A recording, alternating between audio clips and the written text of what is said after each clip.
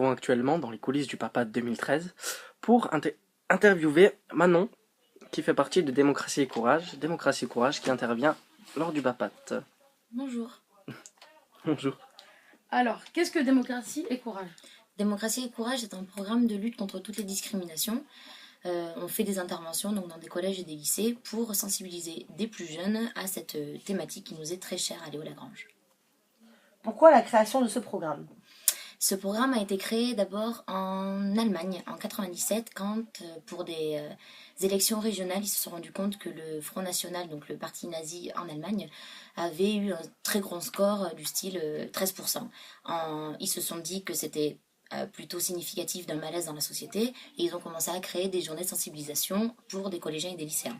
En France, en 2002, en avril, au deuxième tour des élections présidentielles, Chirac contre Le Pen. On s'est dit, finalement, on devrait peut-être faire un peu la même chose que les Allemands. Donc, on a contacté nos homologues allemands qui nous ont aidés à monter ces journées en France, en 2002. Qui a créé les différents thèmes et quels sont-ils ? Alors, nous avons 4 thèmes. Le premier s'appelle Préjugés quand tu nous tiens. Il parle des discriminations racistes et des mécanismes qui mènent aux discriminations, en passant par les stéréotypes, les préjugés et donc les discriminations. Ceci est le premier thème. Nous faisons d'abord un focus sur le racisme. Le deuxième thème est la journée qui s'appelle « Le respect, c'est mutuel », plutôt sur les discriminations sexistes et homophobes. Le troisième thème, qui s'appelle « Pour vivre ensemble, faisons un pas », parle de la violence, de toutes les causes et de toutes les conséquences des violences. Violences psychologiques, physiques, autres.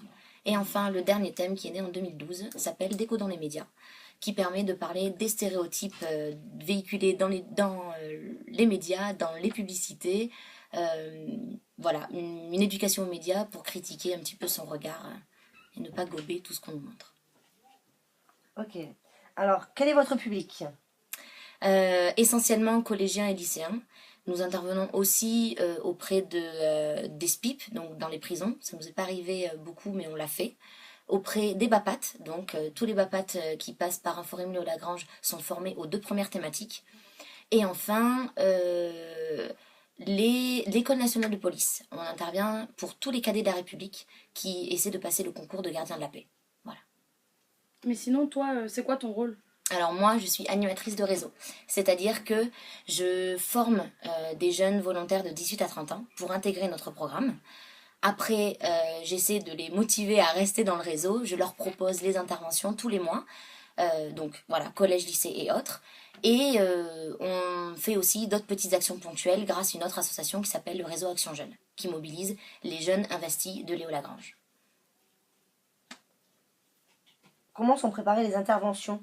Alors, les interventions sont préparées grâce à une formation gratuite de 5 jours. Cette année, par exemple, on va faire une formation à Nîmes du 26 au 30 octobre.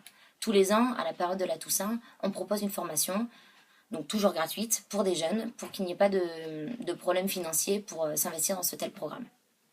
Ensuite, pendant cette formation, en fait, on leur montre la journée, telle quelle, comme s'ils la vivaient en tant qu'élèves. On leur montre tous les outils, toute la mallette pédagogique.